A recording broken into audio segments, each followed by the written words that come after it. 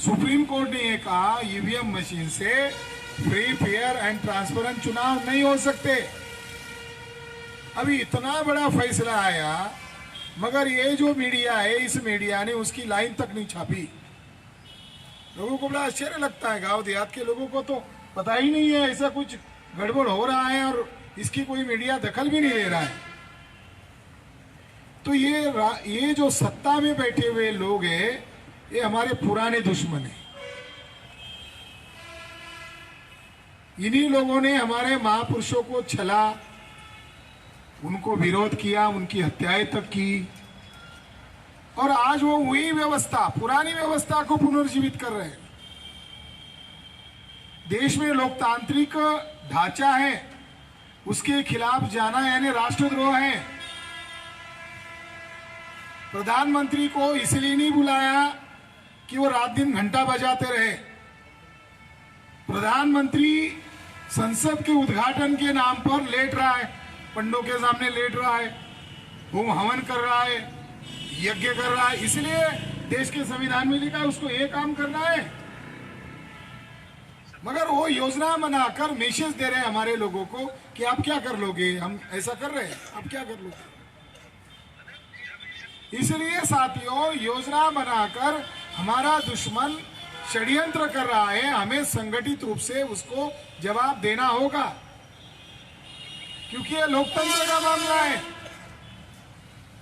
2014 में जो EVM machine के द्वारा चुनाव हुए, तो सुप्रीम कोर्ट ने जो 2013 में फैसला दिया था, उसके साथ जोड़कर और एक फैसला दिया कि ईवीएम चोरी करने वाली मशीन है वोटों की, इसलिए लोगों को डाउट न रहे, इसलिए चोरी पकड़ने वाली मशीन जोड़ो, जिसको वीवीपीएटी नाम दिया गया। एक दूसरी मशीन जोड़ दी जाएगी।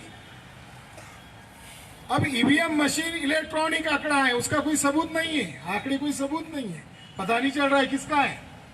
मगर ये वोट किसने डाला है इसका है। दूसरी मशीन से पर्ची निकलेगी, वीवीपीएटी मशीन, और वो चोरी पकड़ी जाएगी।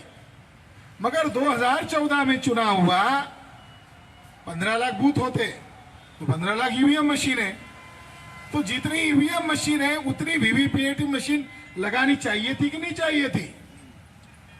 2014 के चुनाव में 0.33% वीवीपीएटी मशीन लगाया, यानी 0.5% भी नहीं लगाया। क्या है कि हमारे लोगों को जानकारी, लोगों को जानकारी नहीं है, इसलिए इस ईवीएम परिवर्तन यात्रा का नाम है ईवीएम भंडाफोड़ परिवर्तन यात्रा। ये भंडाफोड़ कर रहे हैं हम लोग। 2019 में चुनाव हुए और 2019 में तो लगानी चाहिए थी। 2014 के घोटाले के बाद मान्यवर वामन मेश्राम सुप्रीम कोर्ट पहुंचे। सुप्रीम कोर्ट में कि आपने 8 अक्टूबर 2013 को फैसला दिया ईवीएम में गड़बड़ी है, इसलिए वीवीपीएटी आपने लगाया, क्या 2019 में भी ये करेंगे? तो उन्होंने एग्री किया कि ये धांधली हुई है, मगर 2019 को हम ईवीएम मशीन के साथ 100% वीवीपीएटी लगाएंगे। और वामन मेश्राम सुप्रीम कोर्ट का अदालत में केस जीत गए, मगर उसकी भी कोई खबर नहीं छापी। को कोई आदमी गया लोकतंत्र बचाने के लिए लड़ा और वहां वो जीत गया, इसकी कोई खबर नहीं सुनाई गई।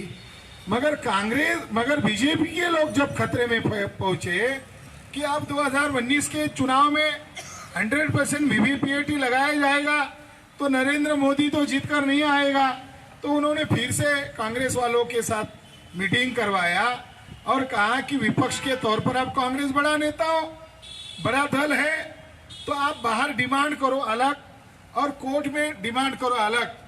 मामला बीजेपी का था, वकालत कर रहे थे कांग्रेस के अभिषेक मनु सिंघवी जी डिमांड क्या कर रहे हैं?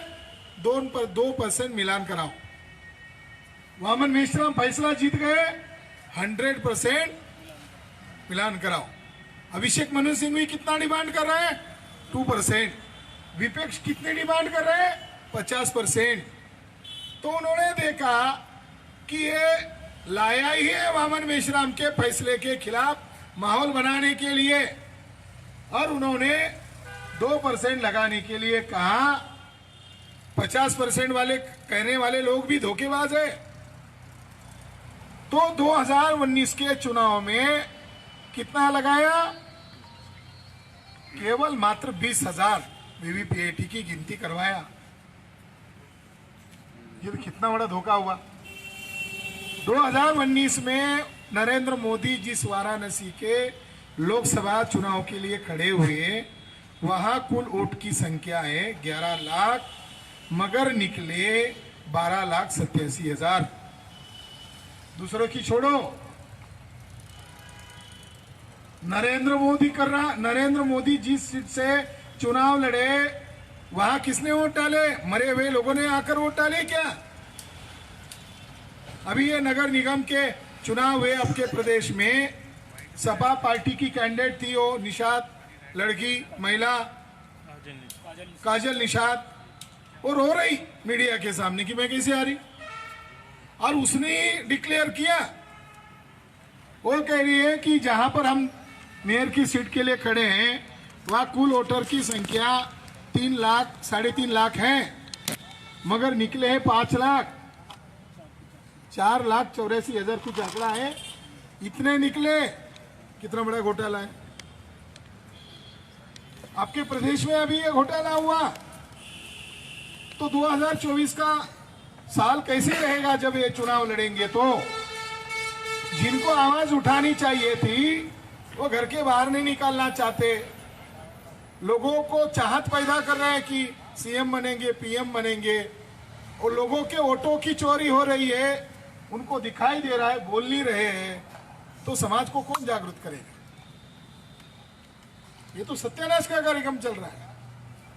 तो ये ईवीएम भंडाफोड़ परिवर्तन यात्रा लोगों के अंदर आशावाद पैदा कर रही है, और इस व्यवस्था को चुनौती देकर हम इसको देशव्यापी मूवमेंट का शक्ल दिया है।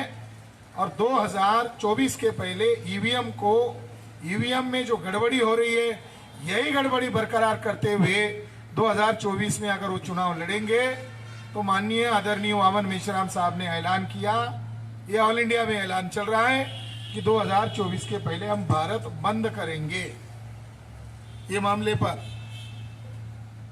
अगर नहीं भी मानते हैं, इसके बावजूद भी, भारत बंद करने के बावजूद भी वो लोग नहीं मानते हैं, तो 2024 के चुनाव में 15 लाख लोग चाहिए। हमारे पास 31 राज्यों का राष्ट्रव्यापी संगठन है। 31 राज्यों में 550 जिलों में 4,500 तहसीलों में 2-2.5 लाख ब्लॉक में गया है, तो ये देशव्यापी संगठन है। तो 15 लाख लोग हमने तैयार कर दिया है कि वो वोट के नाम पर वहां जाएंगे, जहां वोटिंग कास्टिंग हो रहा है वहां जाएंगे, ईवीएम मशीन को उठाएंगे और उसको पटका देंगे। जो हमारा सत्यानाश कर रहा है उसको बचाने के लिए हम लोग एक बड़े आंदोलन की भी तैयारी कर रहे हैं। यही एक मैसेज आप लोगों तक मैं देना चाहता हूं, क्योंकि ये लड़ाई है, हमारे पुरखों ने अपने समय लड़ाई लड़ी, दांवपेच से लड़ाई लड़ी, कांशीराम साहब ने अपने समय में अपनी लड़ाई लड़ी, राष्ट्रीय पार्टी बनाई, लड़ी कि नहीं? हमारे सामने उदाहरण है। मगर लास्ट में उनको अनुभव आया कि उनके साथ भी धोखा होने वाला है, वो शासक जमात नहीं बनने देंगे हमारे लोगों को। तो मान्यवर साहब ने उस समय नारा लगाया था, स्पीच में कहा है कि हमारी लड़ाई बैलेट की लड़ाई है, हमारी लड़ाई वोट की लड़ाई है, हमारे पास वोट ज्यादा है, और जिनके पास वोट नहीं है उनके साथ हमारी लड़ाई है, ब्राह्मणों के साथ लड़ाई है। मगर ब्राह्मण लोग, हम लोग शासक जमात न बने, इसीलिए वो बुलेट की लड़ाई लड़ना चाहता है, हम बैलेट की लड़ाई लड़ना चाहते हैं। मगर हमारा दुश्मन बुलेट की लड़ाई लड़ना चाहता है। तो कांशीराम जी ने उस समय ओपनली कहा, हम बैलेट का जवाब बैलेट से देंगे। अगर हमको शासक जमात बनने में आप हथियारों का इस्तेमाल करेंगे तो उसका जवाब भी हम उसके तरीके से देंगे। यानी उस समय कांशीराम जी लड़ाई लड़ने के लिए अपने दावपेच का इस्तेमाल कर रहे थे। आज ये लड़ाई है तो इसके लिए कुर्बानी देने के लिए किसी लोगों को आगे आना होगा। ये ब्राह्मण विदेशी है, 3.5% है। 3.5% ब्राह्मण गांव का प्रधान नहीं बन सकता। देश की व्यवस्था पर नियंत्रण कैसे हो गया? तो इनसे अगर लड़ना है तो 15 लाख लोग जेल में जाने के लिए तैयार है। उनकी जमानत लेकर बाहर लाएंगे और उन लोगों को महान देशभक्ति की सूची में डालेंगे। ये हमारे आजादी का आंदोलन है। ये संविधान बचेगा तो हमारी नस्लें बचेगी। तो इसीलिए ये मैसेज आप लोग जो संस्था चला रहे हैं, ये केवल हमारा अकेले की लड़ाई नहीं है, ये आप सभी लोगों की लड़ाई है। तो अलग अलग संस्था संगठन चलाने वाले लोग इस मूवमेंट का स्वागत कर रहे हैं, इसका समर्थन कर रहे हैं और इस मूवमेंट को आगे चलाने के लिए साथ सहयोग दे रहे हैं। उसी तरह आप लोगों ने इस मूवमेंट को साथ सहयोग देने का वादा किया, हमारा स्वागत किया। इसके लिए मैं आपका दोबारा शुक्रिया करता हूँ।